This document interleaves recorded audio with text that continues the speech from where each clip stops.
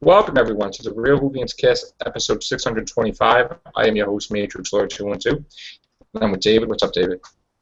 What's up, guys? What's up, Gloria? I'm just sitting here rubbing my jaw because it's tired from smiling. Wow. All right, David, what do you have? Alright, so we have everything we know about Doctor Who Series 9 so far. It was updated, last updated today. Let me see. Does it have the name of the episodes? Oh yeah, well we got The Magician's Apprentice and The Witch's Familiar for episode 1 and 2. I think it's just with the finale. Okay, let me see the finale. Yeah, here it is. A year from helming the 2014 two-part series ender Dark Water and Death in Heaven, Tank Girl director Talale returns for Series 9's finale. As is tradition, Moffat takes up the reins once again on the script front to bring this run of Doctor Who to a close. And the bonus facts are, this series of Doctor Who, like last year's, will span 12 episodes, though it's unclear if we'll also be getting a bumper-length premiere akin to Deep Breath. This leaves one installment, episode 9, as yet unaccounted for. Mark Gatiss was previously confirmed to be writing for Series 9, so it's a safe bet that his very frightening script will fill this slot. Okay. That's the only thing He is doing a script. The great news is I believe next year it's confirmed, I believe so far, that Neil Gaiman will be doing an episode. So that's the one big change for next year. But Gatiss is doing a script, a scary script. And I know eventually he's going to bring back the Ice Warriors again. Is Russell T. Davies done with Doctor Who? I don't think so. Because I'd like to see Russell T. Davies come back to do it, because he was the run of the 10th Doctor, right? Didn't he write pretty much all the 10th Doctor? He wrote the 9th Doctor, 10th Doctor. Yeah. And he also wrote for Matt Smith in Sarah Jane episode that he was in. Death of the Doctor. Yeah. Yeah, bring him back. Yeah. I agree. I really want Russell T. Davies to come back. I think he should be the one. His writing is that everything, especially, like I said, I sound like a broken record when I say this, but Series 3 definitely had some of the best writing, because not every episode felt like it was meant to be there. Right. Because it all tied into the Master's return in Series 3. And when you, like, as far as, like, when you watch it the first time, you don't usually notice it, but then when you watch it again, you notice all the little Easter eggs that was pointing to him running for Prime Minister and all that we never saw the first time, and we're like, oh my God, everything makes sense now. Everything that we thought was out of place, that really it just fell into place now during once we know about it. That's the kind of writing that I actually like from Doctor Who, and I think Russell T. Davies did a good job. Yeah, he definitely did a great job. I mean, nothing against Stephen Moffat, but I think after Moffat's done so many stuff, like hasn't he been mostly the 11th the 11th? Yeah. Moffat's Yeah, so I mean, maybe we should get Russell T. Davies back to do. And also, Stephen Moffat's writing under Russell was so great. Like, that was the library two-parter. Hello. Yes. I know. That's true. Like, seriously, like, a lot of people who, like, when my family was, when I was obsessed with... Hey, Connor. We're in the Real Movie... Hold on, David. We're in the Real Whovians Cast 625. We're live. How you doing, bro? Okay. Oh, yeah, I'm fine. Yeah, David. Well, when I was, like, obsessed with the 10th Doctor, when I was watching it, and my family was like, okay, what is this Doctor Who? Especially my dad. Now, my dad's, like, a retired Marine, and, of course, he's not usually into this kind of stuff. The first episode I showed him was Blink. You like That is a good one. And he said, is this, are all the Doctor Who episodes this weird? And I said, you don't even know the half of how weird this is yet. Wow. And and my dad's a very smart individual, and he got to grips with the fact that this had to do with time travel, pretty quickly, actually. He was, as I was watching his reaction through this, all I could say at the end of this was, "You're taking this extremely well." Usually, like my sister, who got the DVDs for me, her reaction to watching the Silence in the Library, she's like, "What? What? What? What? Yeah. What is this? What is going on? I am so confused." My dad's one of those individuals. He's like, "Okay, I get it." Yeah. He got it, totally. So yeah, it's great. Though I remember, I actually, when I was in Virginia, the theater that I lived near actually had a Doctor Who special, and they were showing the first two 10th Doctor episodes that I watched before I Wow, really yeah. got into it. Rise of the Cybermen and the Age Yeah. of Steel. Yeah, cool. Yeah. And they were showing them in a That's sweet. theater. And I took my 10th Doctor costume, I went to that, and I saw it, and I have no regrets. Nice. Now, Connor, we were talking about what little news we had about the finale that they're going to be filming for Series 9, I guess, when they get back. There was something in... All we know is that Rachel Talalay is directing it again, like last year.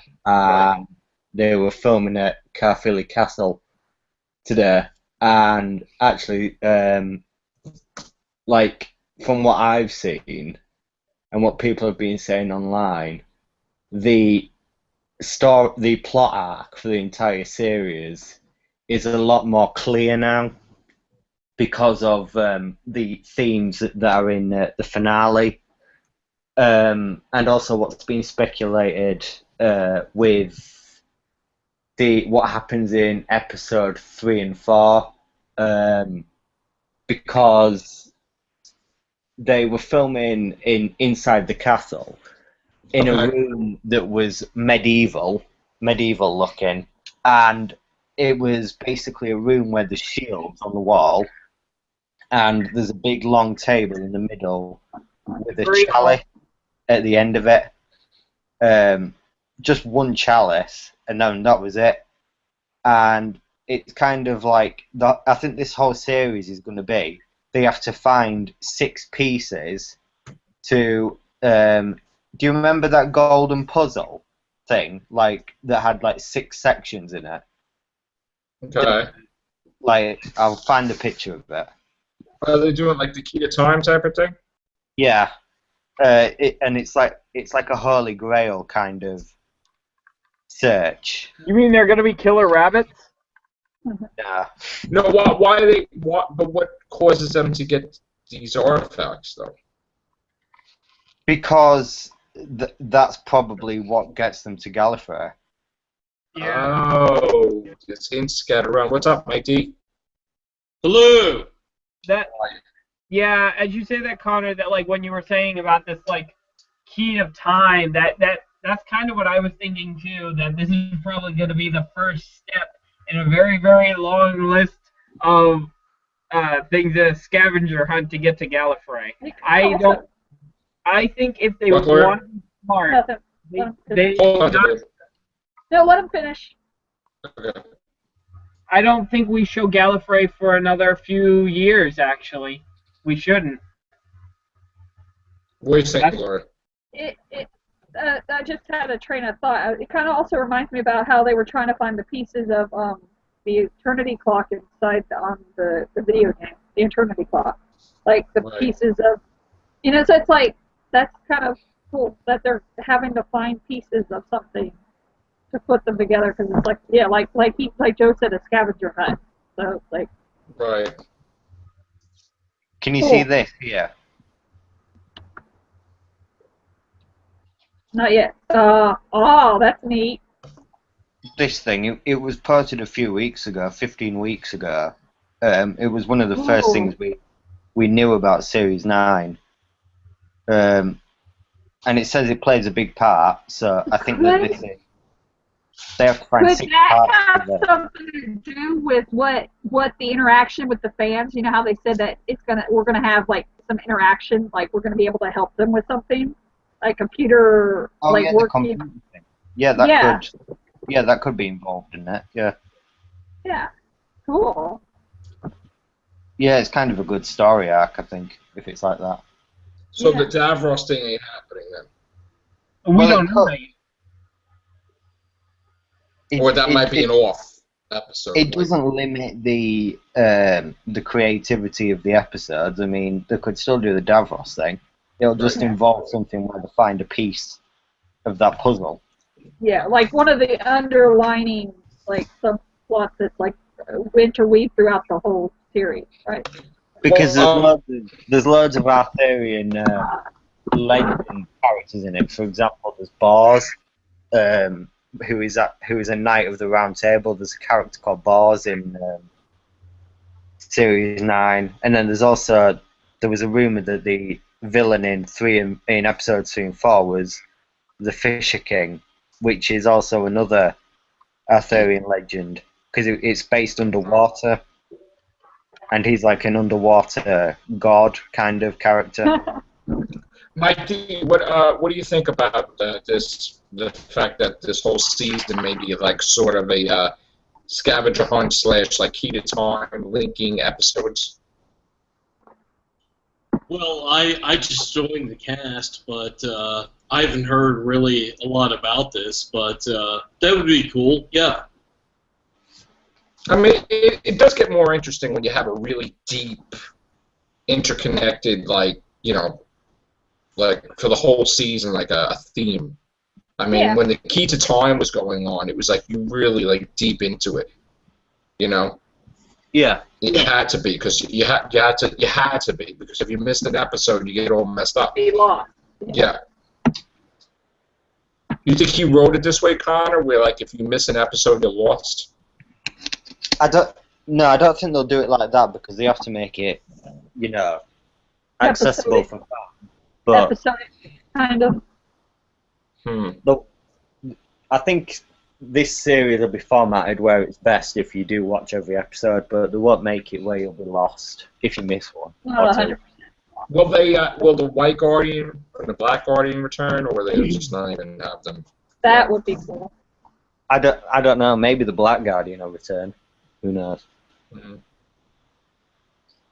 Now we have just 3 episodes left to film, right? I mean, what are they filming today? What are they filming? The finale. Is that why they weren't going to do it until the break? They're filming this week, so it'll be even. Wow. And because this time last year they were also filming the finale, so we might be going for an August start instead of a September. Well, so they may by the time you have Con, they may be done, and then they just got to do the Gators episode, and then boom. Yeah. That's great. Awesome. There was well, let me ask this question. I'll start with Mike D. Mike D, some guy posted an article thinking that, you know, people are saying the doctor should be a woman, right? He said, Oh, no. No, it's not that. He said, why can't the doctor be a teenager? Yeah. And he said, like, you know, really, it should happen. I mean, let me ask you a question. If they decided to do that, where you're expecting to see the doctor to be a female and it regenerates into like a 17-year-old, like, you know, or 16-year-old like kid, some guy, like, I mean, would you be able to accept that, or would you think that's just too far beyond what we know as Doctor Who? It's really playing into the fan base currently, the modern fan base. So, like, I mean, you go from the oldest Doctor to him looking the youngest. yeah, by far. Yeah, the younger than he's ever been.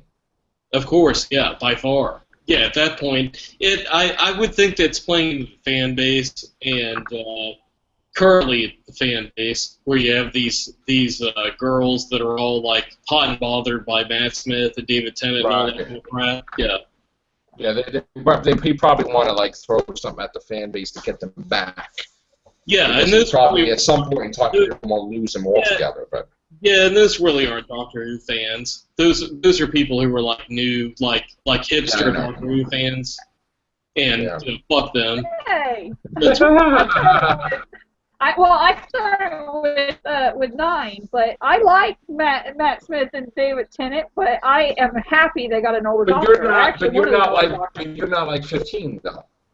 Yeah, That's but what I'm he's talking still the about. kind of one that flips over Matt Smith and David Tennant, though.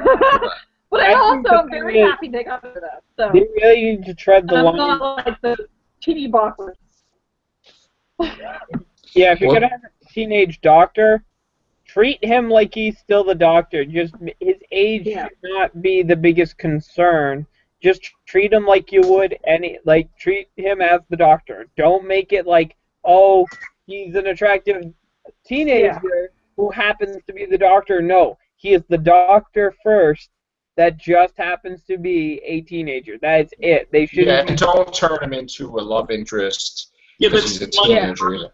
the current fan base, like they've got 10 years now under their belt where they don't respect that. Like there's a whole lineage behind the Doctor's character, and Yeah. a lot of these, like current teenies don't understand that, and they Well, want Vastra said it best, bro. their hipster douche. Yeah, Bastra. Mm-hmm.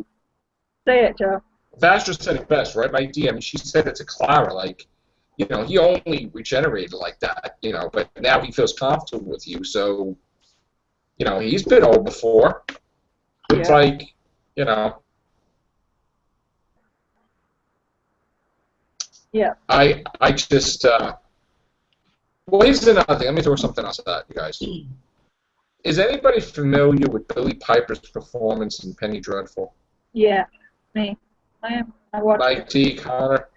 No. No, I haven't watched the show. I hear good Okay. things about it, though. After seeing the week before last week's episode, okay, I was so dumbfounded watching her performance. Like, me and Sharon were like, our mouths were like wide open. I said, this woman's got to get like some type of award. After I saw that, I said to myself, just imagine Missy regenerates, okay? What better way to really screw up the Doctor They were than excited for her. to take the face of Rose Tyler and have Billy Piper as the master? Because, dude, I got to tell you, you'll think I'm crazy, but unless you watch that Penny Dreadful episode, Yeah. you'll fully understand what I'm talking about. I know what you're talking about, Joe. She would be. Phenomenal, dude. I gotta tell you guys, you gotta get caught up in Penny Dreadful and see that. She could pull it off. She could be vicious and nasty and elegant at the same time. She could screw him up so bad, like in Capaldi, where he's like, I was in love with her, and like be flipping that he don't know how to deal with her because he has to constantly look at the face of his companion. I mean, yet of course in the end he'll probably, you know, defeat her, but it'll be that struggle and that emotional turmoil that will fuel the season or seasons. And I think it would be really interesting. It would be more interesting seeing that than seeing like Missy regenerate into Charles Dance or something. You know? Yeah. Uh-huh. Billy Piper could act. I mean, I've seen it in Penny Dreadful. We've seen it in the 50th. Even Moffat says she's even better without playing Rose Tyler. Yeah. So I gotta tell you, I She's was just completely overwhelmed when I hands saw down it. a good actress. Yeah, She would make the best villain ever. No, I like I've said before, I'm kind of done with Rose Tyler. But it's not Rose Tyler. Look, I know, I get it, and I've explained this to you. It wasn't Rose Tyler in the 50th anniversary either, but I still got annoyed that they had to shoehorn her in it at some point. Yep. Because, you know, look, You're not the only one that had to go through that. I'm like, I get it.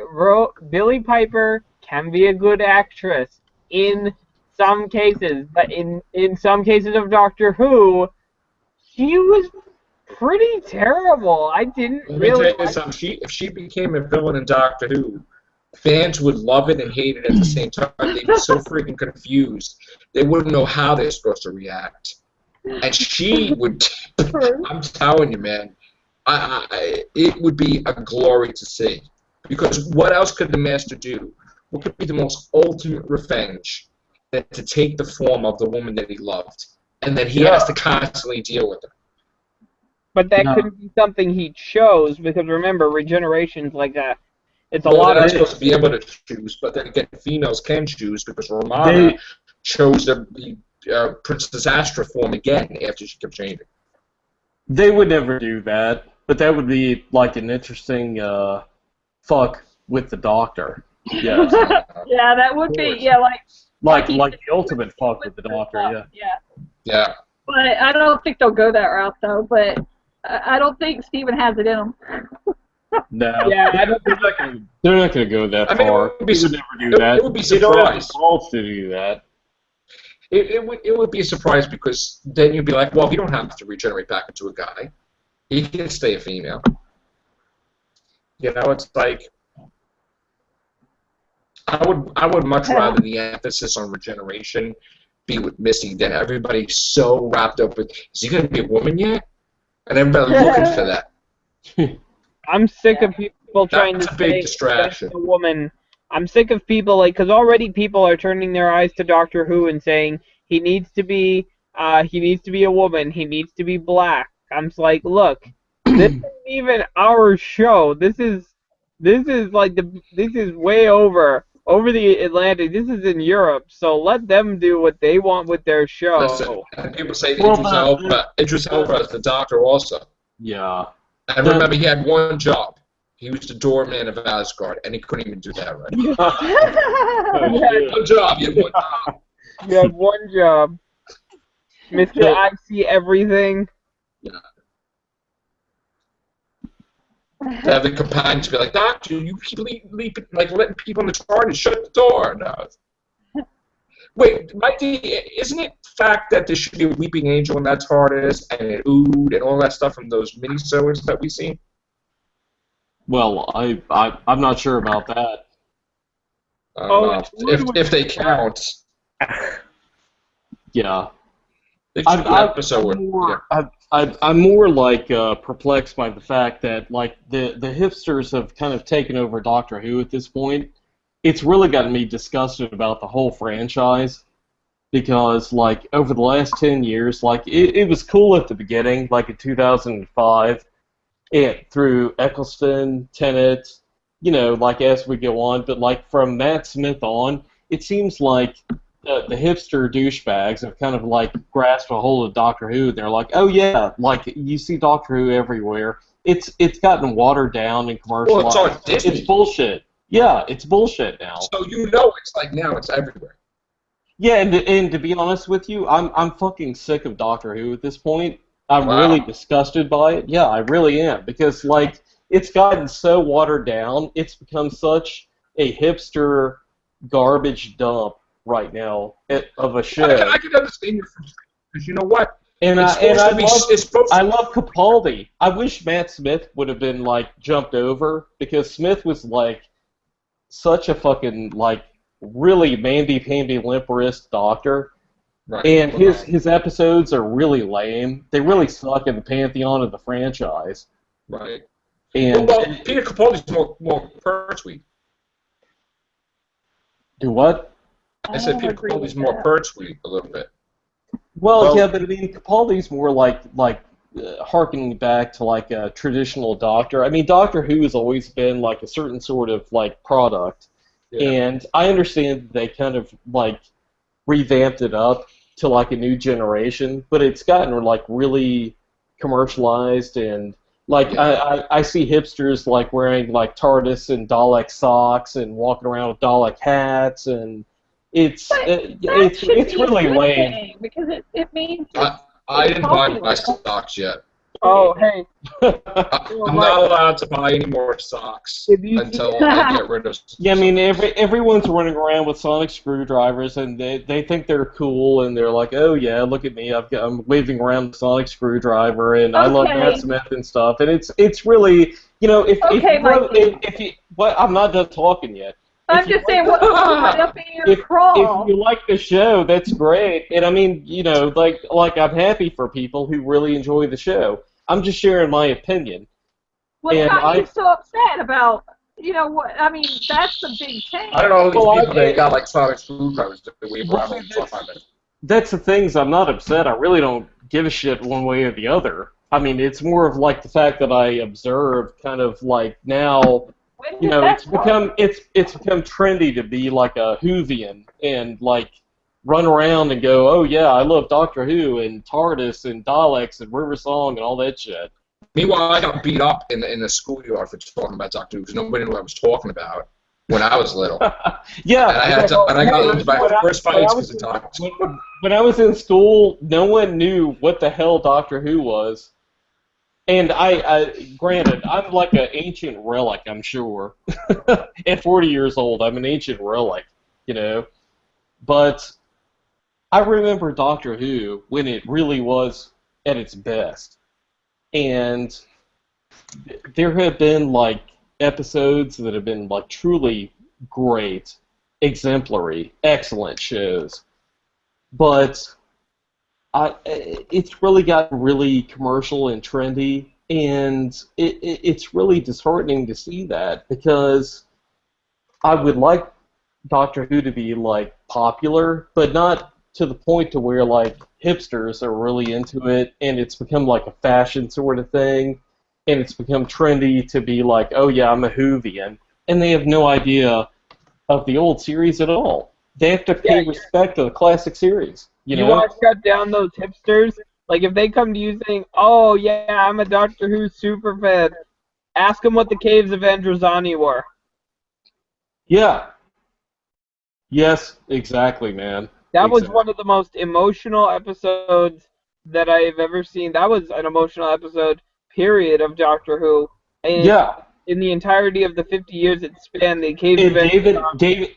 David, you may not be aware of it, but I actually have a personal story behind that episode where I saw it for the first time, and I didn't realize that that was a regeneration story, and I was watching it, and like all of a sudden, like Davison goes to Colin Baker, and I was like, wow, holy shit, like this is awesome. I couldn't even believe what was happening when I saw that. I'm like, yeah, I mean that was something I will never forget, and I'm not trying to be like stupid or whatever. I mean like you know, not even being like a Whovian nerd, which I am.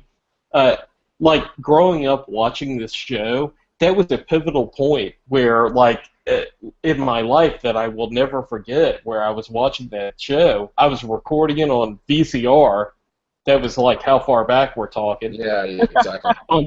on television. There was no warning. Like with certain things, like with the regeneration, we didn't have that today with trailers and stuff.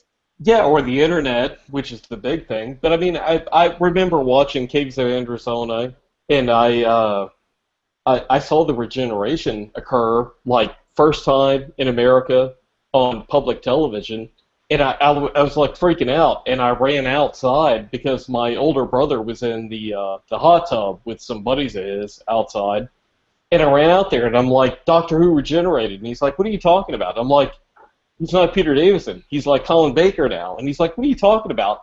And they all like got out of the hot tub and ran inside, and we rewatched that episode because they had no idea that he was going to regenerate. And you know, it sounds stupid, but you know, at the time, like, well, just like me, I didn't know. When you're like 12 or 13, it's a big fucking deal, you know. Well, see, my first experience with regeneration that I didn't know he could do that was Legopolis, because that was my first regeneration, and I'm like, I was in shock because I didn't know. I was like, wait, he's gone. Like that was like my fate. I mean, that was my only doctor. I mean, and then I was like, he could do that, and then I'm like, you know, and then after that, then I went back. I saw that I started exploring UHF, okay, and I started saying besides New Jersey Network Channel 58, there was Channel 21, Channel 31, and the other stations 21, 31 would have it in parts. See, we used to have it on Saturday night at 9 o'clock. and it was a New Jersey network, but we're in New York. But it was the channel 58 on UHF, and me and my dad would watch that with my sister and my mom. And we would watch it. It was like a movie, all put together. Yeah. 9 to 10:30. But and I was like amazed at seeing that. And when that happened to Peter Davison, I didn't take to Peter Davison right away because I was like massively upset. I was like, who the hell is this? What happened here? And then I liked him, but it took me a couple episodes in to get used to it and to accept him. Now, so I started exploring, and I looked on the dial to see if there was any other channels that had Doctor Who, and lo and behold, I believe it was channel 21 or 31 I got to see the War Games, and I'm like. And it was like weird. That was like my first experience with Patrick Troughton was him regenerating. And I'm like, wait a minute. It was just so weird how they had Legatus and they had War Games. And I saw that, and then I saw John Pertwee. Have you seen like 5 Doctors before that, or 3 Doctors? No, I don't think I saw the 5 Doctors. I think I saw. So I actually, what happened was I saw Patrick Troughton, I then saw John Pertwee, then I saw 3 Doctors. Yeah. And then I'm like, wow. And then I saw the 5 Doctors, like, after, because 5 Doctors was during John Pertwee's, not John Pertwee, Peter Davison's time. So I was, like, amazed, and I was, like, really, really excited that there was Doctors before that. Then I actually found a way, finally I got to see, William Hartnell. And I loved it. I actually loved One of the really weird things, like you and I share, I'm sure, in watching like the classic series, unlike like some of these younger people in our cast here, right?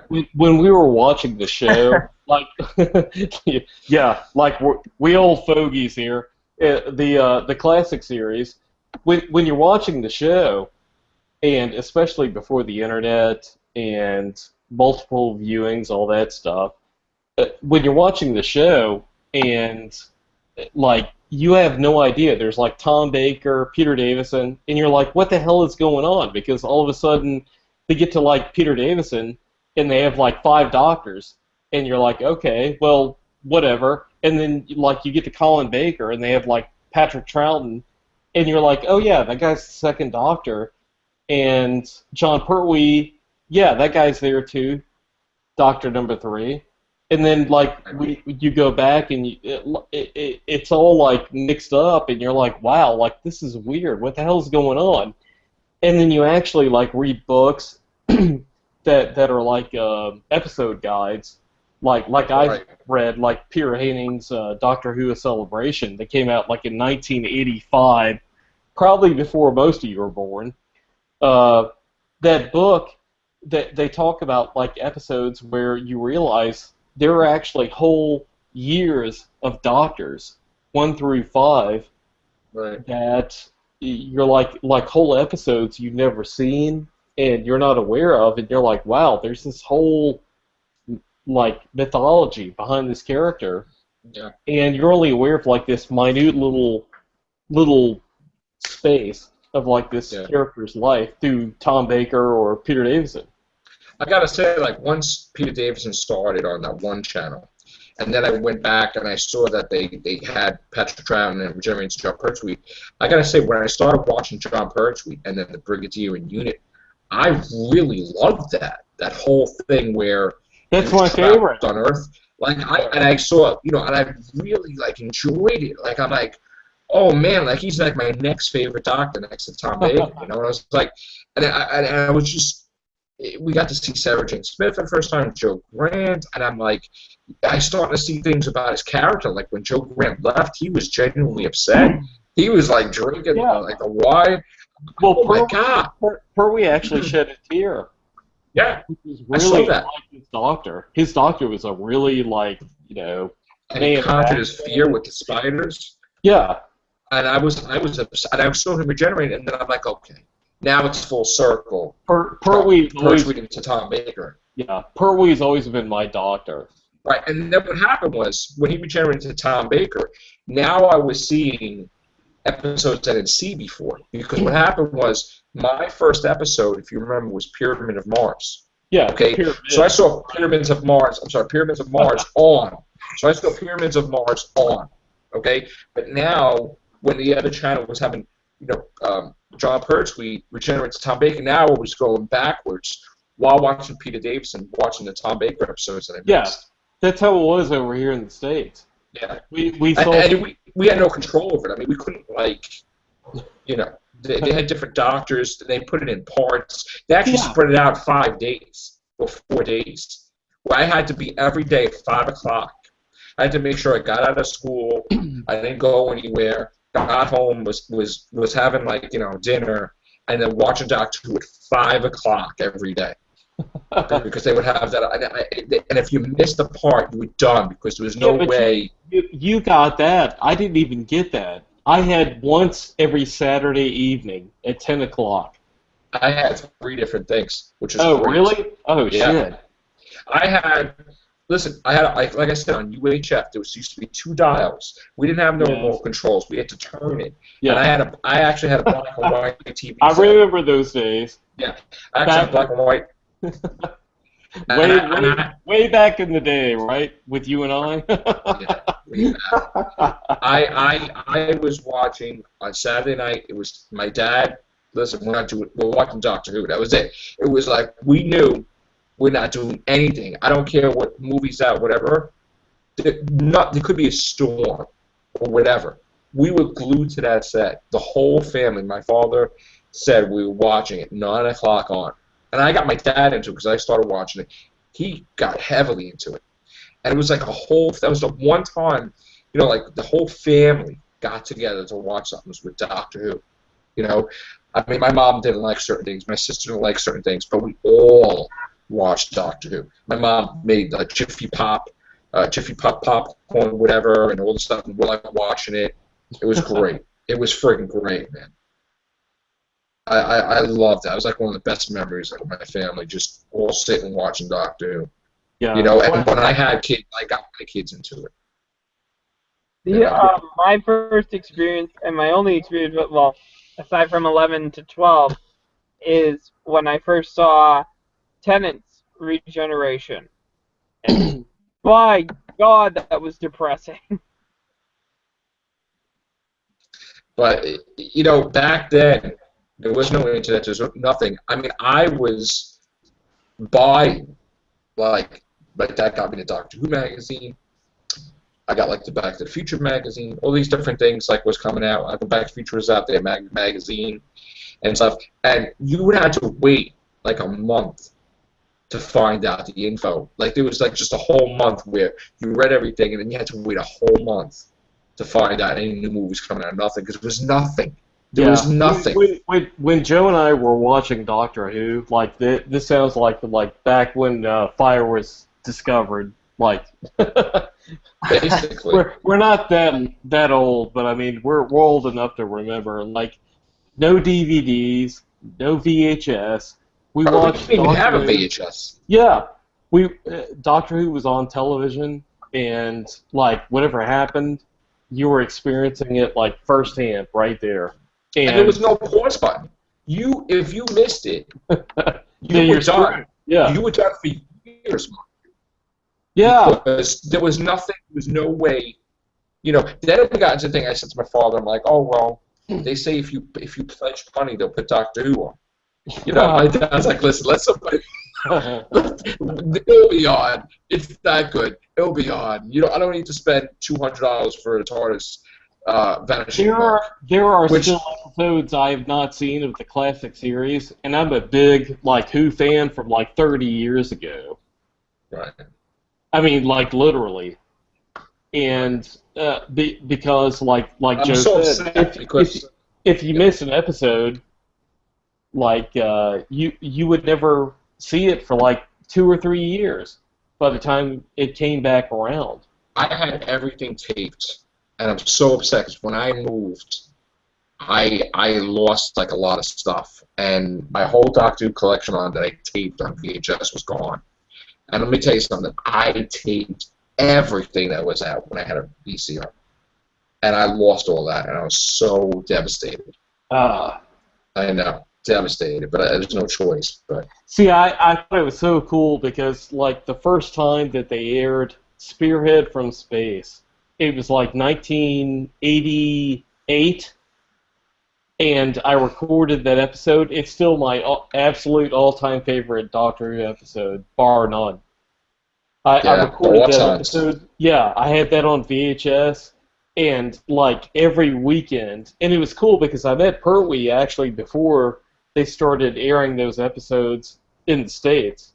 wow. And I was like watching those episodes, and I was like, wow, like this Doctor is absolutely my Doctor.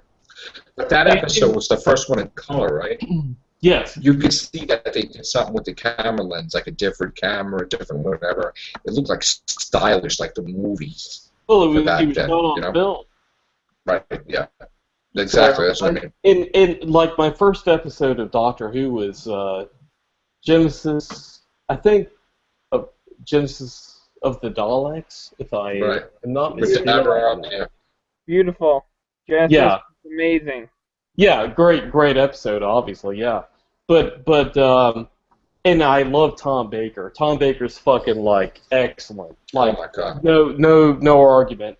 But my Doctor, nostalgically, has always been a split between Davison and Pertwee because I really remember like every weekend watching Peter Davison for a year or two, and then I remember when they announced that Pertwee was coming on.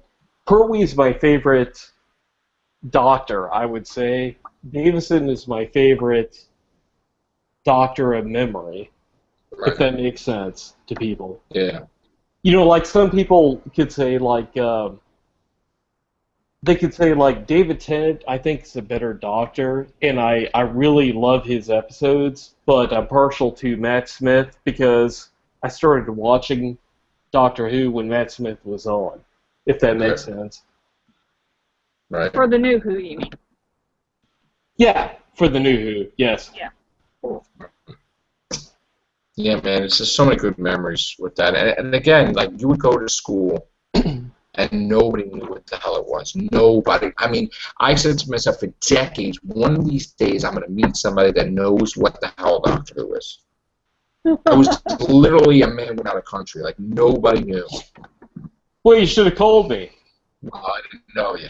So there you go.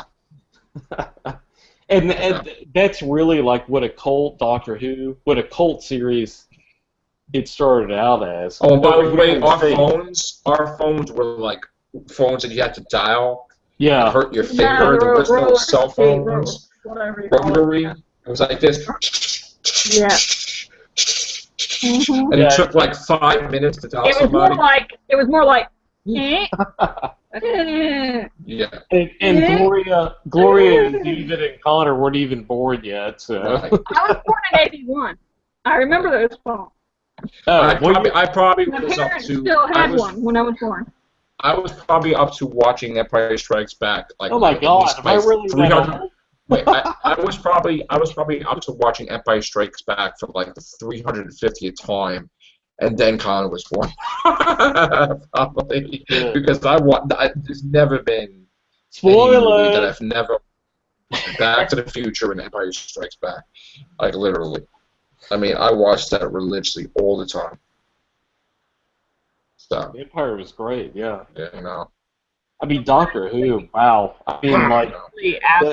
What was the better film, Wrath of Khan or Empire? Empire Strikes Back. Well, wait, we're on the Who. Yeah, we're doing real Whovians. Yeah, let's not get into this because I got to work tomorrow, but my last day, then I'm off on Friday. But well, I want to talk about that if you start. We can. Cast. All right, let's go. I'll be on. Let's go. Yeah, I'm really gonna get to. I know. You know, every day I'm like, I've been popping out podcasts like, forget about it. Yeah, he is a podcast maniac lately. Yes. And Joe, God, I mean, like Connor and I haven't been on here in like what, a week? Come on, man. 6 Let's days. Go. 6. 5 days. It's like 100 videos. We'll count it, but it's probably like 100 videos since the last time you were on, and that's only 6 days, mind you. Yeah. All right. So again, Let's do it. great memories for the Real Whovians. Great memories about talking about the past with Doctor Who.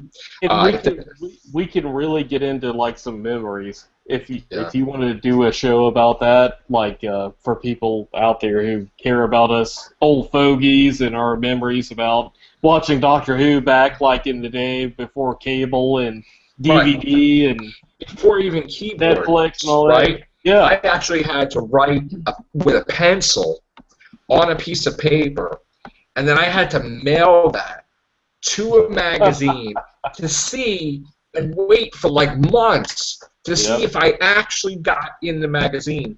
And I did. I was in the last, I believe it was the last magazine of Back to the Future, doing my whole Marty McFly alternate universe, whatever, timeline thing. That was me, like, setting stuff in. I remember doing the same thing for the Little Mermaid magazine. And I was in the Spider-Man comic book with Tom McFarlane, which thank you for putting me in the letters page. That was great. As a kid, it's like a great experience, you know. Yeah. But there was no keyboard, there was no internet, there was no anything. You know, we didn't even have cell phones, so there was no soundtrack. Like, actually, what I did was, you know what I did? I took my cassette recorder and I put the speaker to the TV and I recorded Doctor Who: The Trial of the Time Lord on cassette tapes, and I would listen to it when I went to bed because I just loved it so much, that music with the Trial of the Time Lord, like the thing. Yeah. And that was the only experience I ever had with audios, is the audios I made for myself. I just listened to Trial of the Time Lord.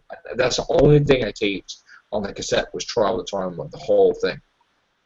So that was amazing. Damn, that's hardcore. That is hardcore. I still own that actually somewhere in this in storage. I actually I was able to keep those, but the like 500 VHS tapes that I had with movies and Doctor Who, they're gone. They're gone, unfortunately. I remember when VHS first came out, like where you could actually purchase it, not record it at home. Yeah. And like Doctor Who came on the scene, and I was buying like Pyramids of Mars. Oh yeah. Terror of the Zygons, Spearhead from Space. Yeah, I was buying all those VHS stuff. Yeah. They're gone too. I only have some VHS laying around. I don't know how. It was a weird thing with that move, but yeah. And then I started trying to get all back into DVDs from having VHS.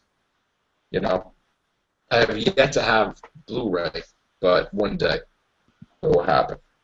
All right. So again, great memories. I smile when I talk about it. Growing up, after that stuff. And my dad, God rest his soul, loved it. My mom loved it, so God rest her soul too. All right. Well, Doctor Who, if I may step in here, no joking, between Joe and I'm sure we came from the same generation.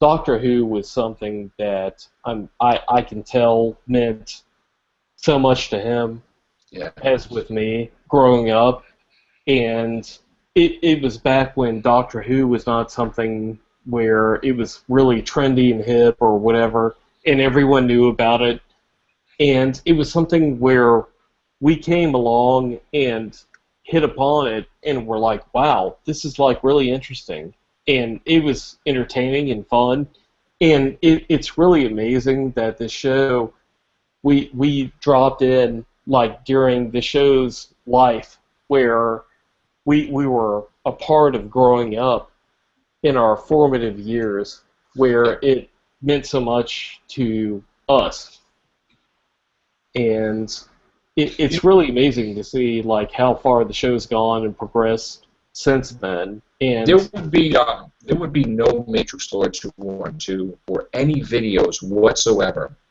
if it wasn't for Doctor Who, because I had created this YouTube channel and it sat there for years. Like, I didn't do anything with it.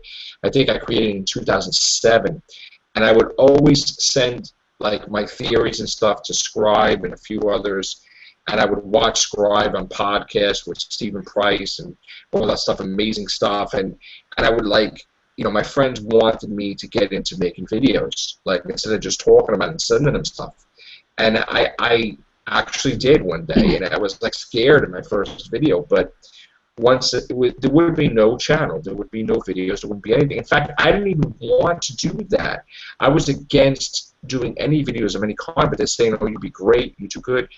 And once I broke my shell, forget about it. Videos were popping out everywhere, but it was my love and passion for Doctor Who. Like, I don't even think I would be a writer if it wasn't for the passion of Doctor Who that got me into these intricate storylines and stuff that got me into sci-fi. I don't think I would be interested into anything. I think it would be a whole different timeline if something happened and in the past I never watched Doctor Who. I never turned to that one channel at that one time right when Pyramids of Mars was airing. You know what I'm saying? So, like, like honestly, it's true. Like Tapestry, if you take that out of the equation, I probably wouldn't. I would be watching completely different stuff. So, Doctor Who was what made me evolve to everything else. Like that's what started my love for time travel, and then getting into other stuff and Back to the Future and everything else. It wouldn't have been if I never watched Doctor Who.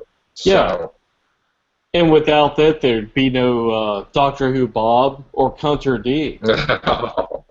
But I remember like watching these shows, and I'm like, oh, I wish I could like put something out like that.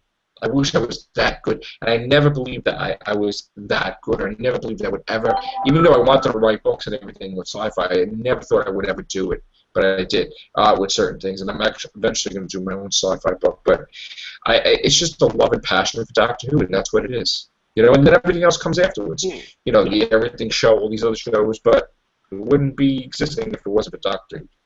So, all right, on that note, thanks, guys. Take care. Bye for now.